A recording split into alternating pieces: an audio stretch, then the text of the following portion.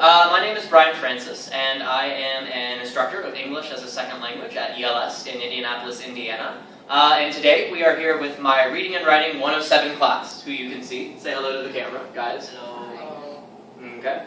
And today we are going to be talking about 3 words in English that can be confusing for foreign speakers, because they have similar meanings, okay? But they have different uses. The 3 words are very, so, and to, okay?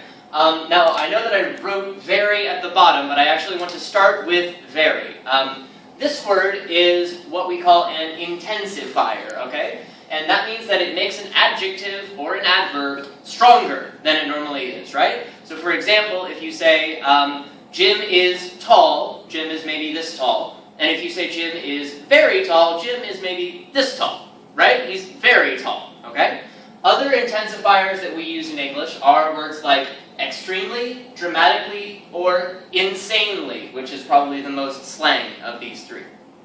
Okay, so this is very. It just adds strength to an adjective. Now, these are different. The first one that I want to start talking about is to, T-O-O, okay? One of the 3 twos in English, along with the number 2 and the preposition to, okay? Today we're talking about T-O-O, okay? So when we combine to with many or much, so for example, I have too many students, okay? This means that I have more students than I want, okay? Maybe I want 15 and I have 20, okay? Or I have too much work to do, okay? I have more work than I want, okay?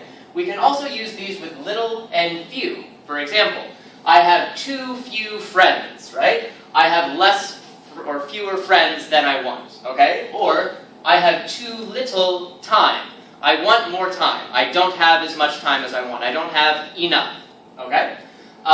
Now, when we put to with an adjective, it means that this thing is more of the adjective than I want. So, for example, if we go back to our friend Jim, Jim is tall, Jim is very tall, Jim is too tall, right? Jim, when he walks through doors, he hits his head, right? Jim is taller than he wants to be, okay? This is to, okay? And the last word that I want to talk about today is so, S-O, okay? And when we use so with adjectives, we always follow it with the word that. Because when we say so, adjective, that, we always talk about a result, right? We're saying because this is this way, something else happens, okay?